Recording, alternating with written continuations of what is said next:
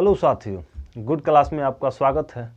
आज हम कक्षा 10 के गणित में प्रश्नावली 13 को हल करेंगे, जिस प्रश्नावली में पृष्ठीय क्षेत्रफल और आयतन को हमें हल करना है। इस पृष्ठीय क्षेत्रफल और आयतन में हमें पढ़ना क्या क्या है, यह सबसे पहले हम देख लेते हैं।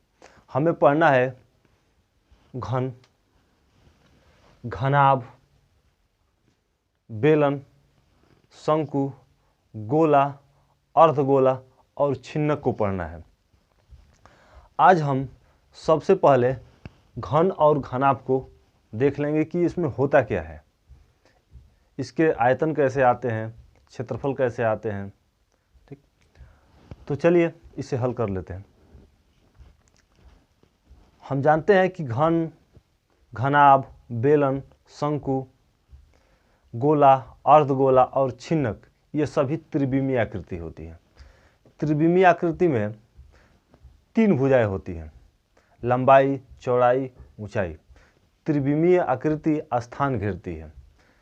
क्या करती है? त्रिविमीय आकृति स्थान घेरती है।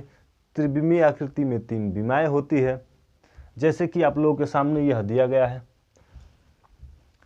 क्लियर? उसके बाद क्या होता है कि इसमें हम आयतन को ज्ञात करते हैं। इसमें हम आयतन को ज्ञात करते हैं।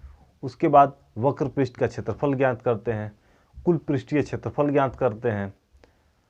तो चलिए देख लेते हैं कि इसमें होता क्या है। सबसे पहले हम घन को लिखेंगे।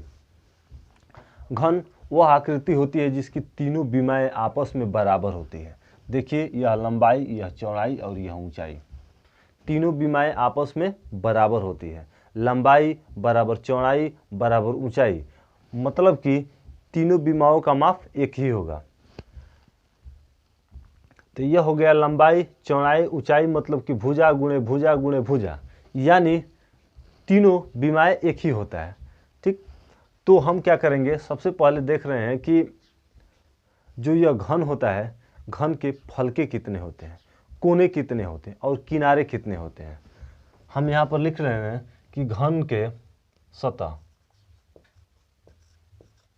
का सतह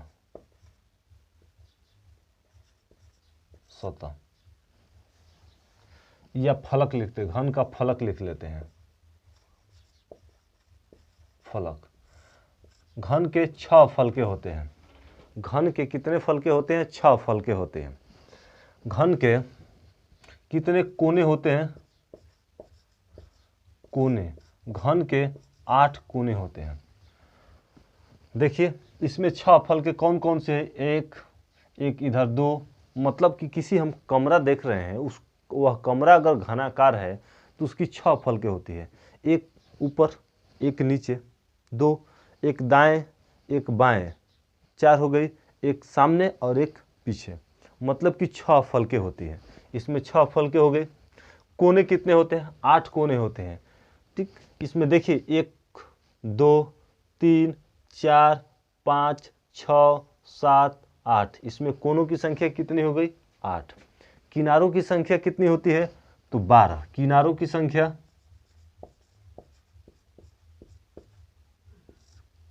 किनारों की संख्या होती है 12। किनारों की संख्या कितनी होती है? 12। देखिए यहाँ पर 1 किनारा, 2 किनारा, 3 किनारा, 4 किनारा, 5 किनारा, 6 किनारा, 7, 8, 9, 10, 11 और एक यह 12। इसमें किनारों की संख्या कितनी होती है? 12 होती है। यह हो गया आप लोगों को सामने। यह है फलक। कितने फलक होते हैं? 6 फलक होते हैं। कोने कितने होते हैं? 8 कोने होते हैं। किनारा कितने होते हैं? 12 किनारे होते हैं। यह जो घन में होते हैं वही घनाभ में भी होते हैं। घन में 6 फलक हैं तो घनाभ में भी 6 फलके होंगी। उसकी लंबाई, चौड़ाई, ऊंचाई भले अलग अलग हो, उससे कोई मतलब नहीं है। मतलब इससे है कि उसमें फलक कितने होंगे, इसमें भी 6 फलके होंगे। इसमें कोनों की संख्या भी कितनी होंगी? 8 कोने होंगे। और इसमें किनारों की संख्या भी 12 होंगी, यानी घन में फलक 6, घनाभ में भी फलक 6। घन में कोनों की संख्या 8 तो घनाभ में भी कोनों की संख्या 8। घन में किनारों की संख्या 12, तो घनाभ में भी किनारों की संख्या 12। अब हम देख लेते हैं इस घन के आयतन।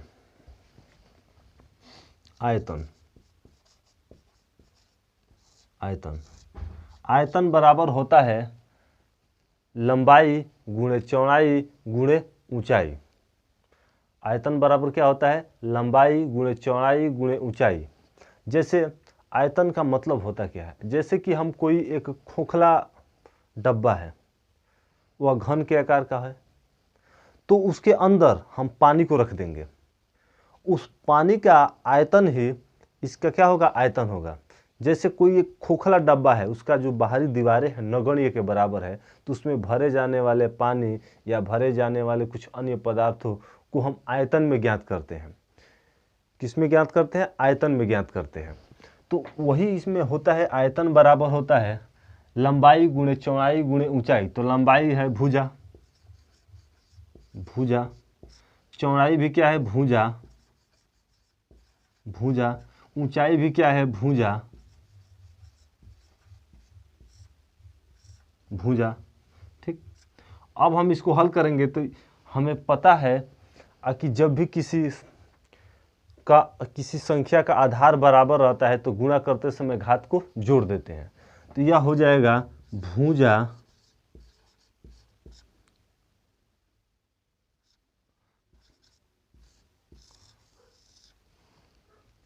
भुजा के क्यू, यानी एक घात इस पर, एक घात पर, इस पर, एक घात इस पर, यानी घातों को क्या कर दिए? जोड़ दिए, यानी हो गया भुजा का क्यू। आयतन बराबर क्या हो गया? भुजा का क्यू हो गया। अब हम देख लेते हैं पृष्ठीय क्षेत्रफल।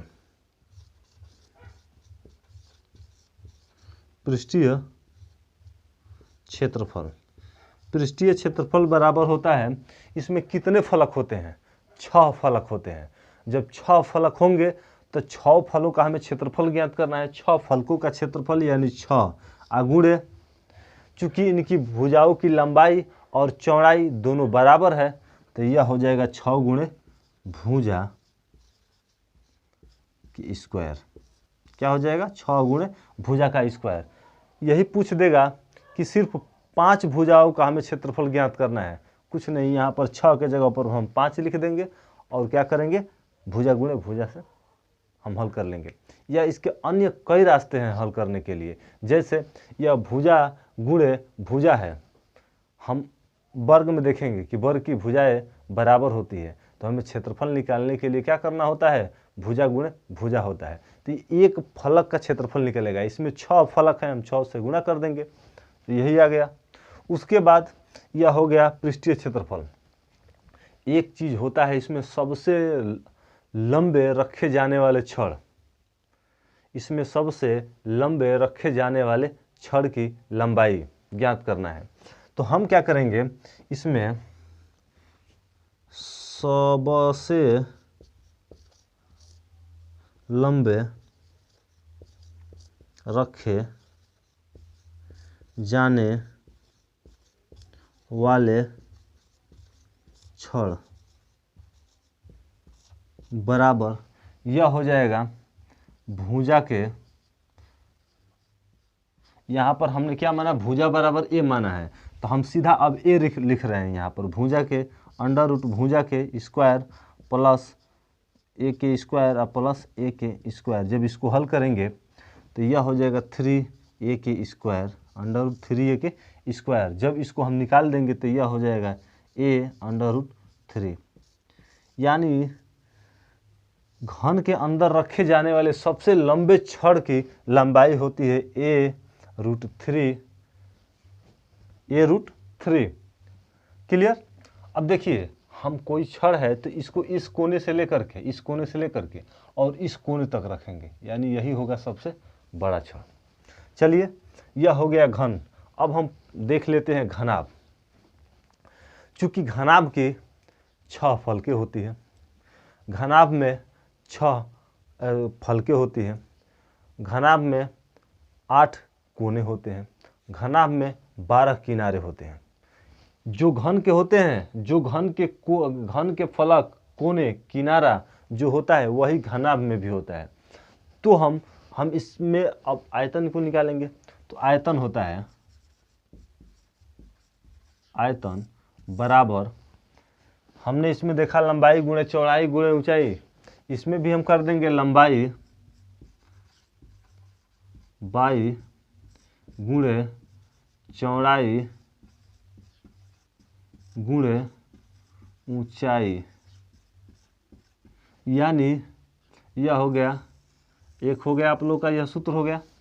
इसको हम लिख सकते हैं L गुणे बी गुणे एच। क्लियर। चलिए अब हम इसमें वक्र पृष्ठ का क्षेत्रफल निकाल लेते हैं, या पृष्ठीय क्षेत्रफल।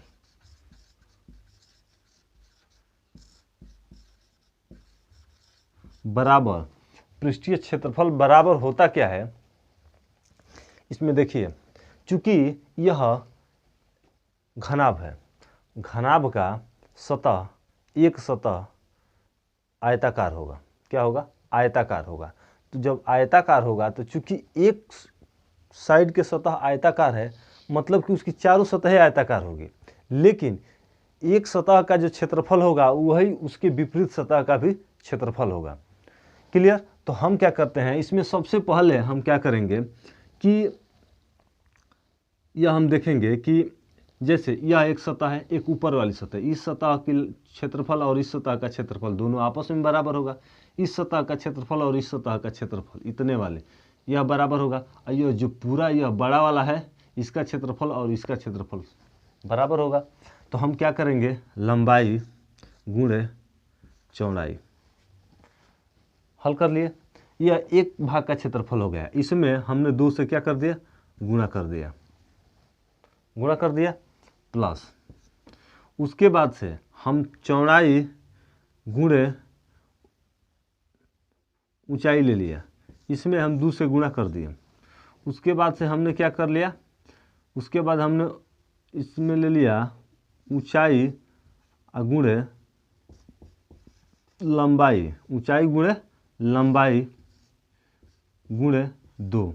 इसको हल कर लेंगे। जब हम हल करेंगे तो इसमें भी 2 कॉमन है, इसमें भी 2 कॉमन है, इसमें भी 2 कॉमन है, इसमें 2 कॉमन है, तो यानी हो जाएगा 2 कोष्ठ में L B plus B H plus H L, या इसको हम लिख सकते हैं 2 कोष्ठ में लंबाई गुणे चौड़ाई धन चौड़ाई गुणे ऊंचाई,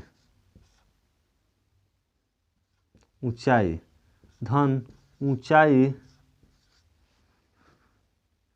ऊंचाई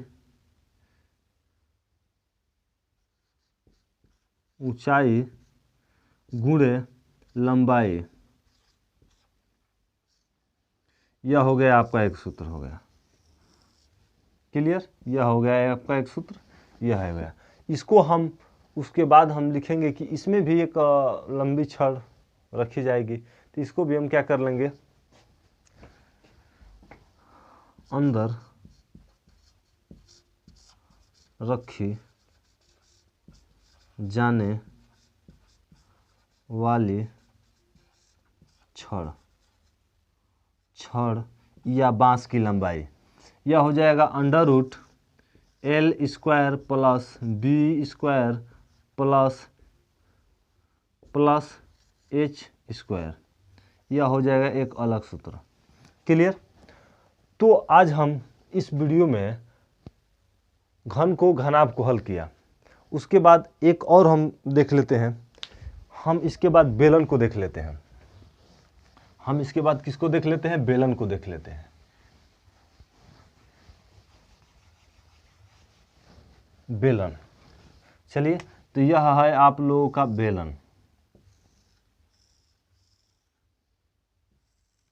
जब किसी आयताकार या वर्गाकार, जब किसी आयताकार या वर्गाकार किसी वस्तु को मोड़ेंगे तो वह किसका रूप धारण कर लेगा, बेलन का रूप धारण कर लेगा। किसका रूप धारण कर लेगा, बेलन का रूप धारण कर लेगा। यह चूंकि यह ऊंचाई हो जाएगी, यह आर का हो जाएगा, और जो ऊपर वाला हिस्सा है वह वृत्त का हिस्सा है, वह वृत्ताकार हो जाएगा। और नीचे वाला भी हिस्सा वृत्ताकार हो जाएगा। जब यह वृत्ताकार हो जाएगा तो हमें सबसे पहले आयतन निकालना है। हम क्या करेंगे, सबसे पहले आयतन निकालेंगे। यह तो आप लोगों को पता होना चाहिए कि हम किस वस्तु को मोड़ेंगे तो बेलन बनेगा, या तो आयत को मोड़ेंगे और नहीं तो वर्ग को मोड़ेंगे तो वह बेलन के आकार का रूप धारण कर लेगा। तो हम चलिए इस बेलन में बेलन का हम आयतन निकाल लेते हैं। आयतन का मतलब होता है कि इसमें रखे जाने वाले कितने पानी या कोई वस्तु रखी जाएगी, पूर्ण रूप से कितनी वस्तु रखी जाएगी। तो यह हो जाएगा, यह इसकी ऊंचाई है, यह त्रिज्या है। जितना इसका क्षेत्रफल रहेगा उतना तो इसकी जितनी नीचे सतह का क्षेत्रफल रहेगा उतना तो चौड़ा इसमें कोई वस्तु आएगी, और उसमें हम क्या कर देंगे, ऊंचाई से गुणा कर देंगे। यानी नीचे वृत्ताकार क्षेत्र है तो हम लिख लेंगे वृत्त का क्षेत्रफल, वृत्त का क्षेत्रफल गुणे ऊंचाई। गुणे क्या हो जाएगी, ऊंचाई, h गुणे ऊंचाई। वृत्त का क्षेत्रफल होता है पाई r स्क्वायर गुणे h। इसको हम लिख लेंगे तो पाई r स्क्वायर h। यह हो गया आयतन, बेलन का आयतन। और बेलन, घन, घनाभ किसी भी वस्तु का आयतन सेंटीमीटर क्यूब में होता है या मीटर क्यूब में होगा। जब यह ऊंचाई h और r बराबर सेंटीमीटर में है, तो यह सेंटीमीटर क्यूब होगा। जब यह मीटर में रहेगा तो मीटर क्यूब हो जाएगा। चलिए उसके बाद हम बेलन का पृष्ठीय क्षेत्रफल निकालना है, वक्र पृष्ठ का क्षेत्रफल बराबर, वक्र पृष्ठ का क्षेत्रफल का मतलब होता है कि बाहर जो भी उसका बाहर का हिस्सा है, अगर जो हम यह मुंह खुला है, इधर का मुंह और इधर का मुंह, जैसे पाइप होता है, पाइप का दोनों मुंह खुला होता है, तो जो उसमें लोहा होता है बाहर वाला, या प्लास्टिक का होता है या लोहा का होता है, वही होता है उसका वक्र पृष्ठ। जैसे यह वाला एक हिस्सा हो गया और यह वाला हिस्सा हो गया, ऊपर वाले और नीचे वाले को छोड़कर, क्लियर। तो यह हो जाएगा वक्र पृष्ठ। और जब वक्र पृष्ठ हो जाएगा तो देखिए यही होता है वक्र पृष्ठ। यह हो गया वक्र पृष्ठ, यह हो गया वक्र पृष्ठ। अब वक्र पृष्ठ का क्षेत्रफल होता है, क्षेत्रफल का सूत्र होता है वृत्त की परिधि गुणे ऊंचाई। वृत्त की परिधि होती है 2 पाई r गुणे h। यह हो गया 2 पाई r h सेंटीमीटर स्क्वायर। और क्षेत्रफल हमेशा किस में होता है, सेंटीमीटर स्क्वायर में या मीटर स्क्वायर में होता है। आगे देखिए, यही काम हम इस घन में भी कर सकते हैं।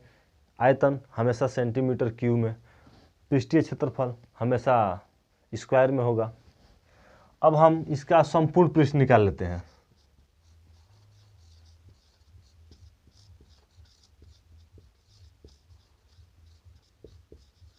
संपूर्ण पृष्ठ का क्षेत्रफल बराबर हो जाएगा वक्र पृष्ठ 2 पाई r h धन कोई वस्तु है जो बेलनाकार है, उसके ऊपर और नीचे के दोनों सतह को क्या कर दिया गया, ढका गया है। जब ढका जाएगा तो वह संपूर्ण पृष्ठ निकाला जाएगा। जब ढक दिया जाएगा तो वह संपूर्ण पृष्ठ हो जाएगा। जैसे इस भाग को हमने ढक दिया और इस भाग को भी क्या कर दिया, ढक दिया। और जब ढक देंगे तो यह निकला है, यह वाला हिस्सा, और उसके बाद पूरा यह वाला हिस्सा क्या हो जाएगा, संपूर्ण पृष्ठ हो जाएगा। यानी वक्र पृष्ठ, यह वाला हिस्सा निकाला गया है। और यह वृत्त का क्या होता है, क्षेत्रफल होता है। जब क्षेत्रफल हो जाएगा तो एक क्षेत्रफल है, यह एक क्षेत्रफल, यानी 2 क्षेत्रफल हो जाएगा, यानी पाई आर स्क्वायर गुणे 2। तो इसको हम हल कर लेंगे तो यह हो जाएगा 2 pi R H plus 2 pi R square, यह हो जाएगा। इसमें से हम कॉमन कर लेंगे 2 पाई आर कोष्ठ में एच प्लस आर, यह हो जाएगा संपूर्ण पृष्ठ सेंटीमीटर स्क्वायर, यह हो जाएगा। उसके बाद हम देख लेते हैं शंकु को, देख लेते हैं। शंकु में कह रहा है कि इसमें बेलन, जो यह बेलन है, इसके दोनों भाग खुले होते हैं, मगर शंकु के दोनों भाग खुले नहीं होते हैं, शंकु के एक भाग बंद होते हैं। जिस प्रकार हम बेलन बनाने के लिए किसी आयत या किसी वृत्त को हम मोड़े हैं, उसी प्रकार शंकु बनाने के लिए हम त्रिभुज को मोड़ेंगे, त्रिभुज को मोड़ेंगे या त्रिभुज को हम घुमाएंगे, तो क्या बनेगा, उससे शंकु बनेगा। जैसे देखिए यह हो शंकु, यह शंकु है, यह शंकु की ऊंचाई है, और यह आर है और यह एच है। इसमें 3 चीज होता है, एच आर, उसके बाद से एल, यह है तिर्यक ऊंचाई। सबसे पहले हम आयतन ज्ञात कर लेते हैं। क्या ज्ञात कर लेते हैं? आयतन ज्ञात कर लेते हैं। जब आयतन ज्ञात कर लेंगे, आयतन बराबर होता है 1/3 पाई आर स्क्वायर एच। शंकु का आयतन क्या होता है? 1/3 पाई आर स्क्वायर एच। क्लियर? उसके बाद हम क्या कर लेंगे? उसके बाद हम वक्र पृष्ठ निकालेंगे।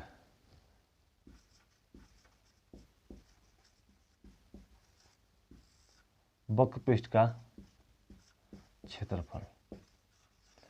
इस क्षेत्रफल को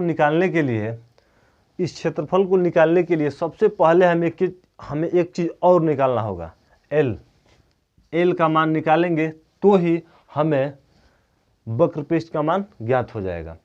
तो हम सबसे पहले एल का मान निकालते हैं। चूंकि यह 90 डिग्री का कोण बन रहा है, जब 90 डिग्री का कोण बन रहा है तो यह हो जाएगी कर्ण, एल का मान हो जाएगा कर्ण, यह हो जाएगा आधार और यह ऊंचाई हो जाएगी लंब। तो हम यहाँ पर पाइथागोरस परिमेय का सूत्र लगा लेंगे।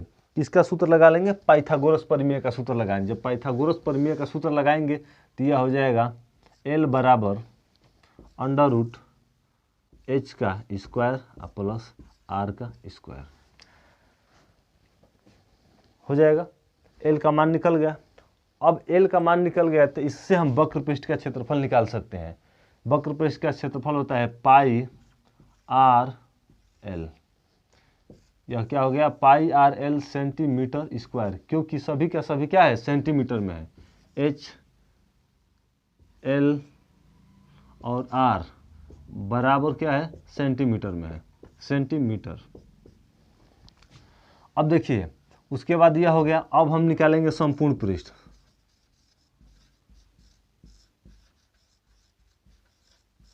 का क्षेत्रफल बराबर यह हो जाएगा। सबसे पहले देखिए जब हम इसमें निकाले थे तो वक्र पृष्ठ के साथ साथ इसका भी क्षेत्रफल, इस वृत्त का क्षेत्रफल और इस वृत्त का क्षेत्रफल उसमें जोड़े थे। उसी प्रकार जब हम इसमें संपूर्ण पृष्ठ निकालेंगे तो इसमें एक क्षेत्रफल है, तो इस वक्र पृष्ठ के क्षेत्रफल में हम इस वृत्त के क्षेत्रफल को जोड़ देंगे। यानी यह हो जाएगा pi R L plus pi R square. इसमें से कॉमन हो जाएगा पाई आर कोष्ठ में एल प्लस आर, यह हो जाएगा सूत्र सेंटीमीटर स्क्वायर, यह हो जाएगा सेंटीमीटर क्यूब। आज का हमारा इस वीडियो में सिर्फ घन, घनाभ, बेलन और शंकु को हल किए हैं।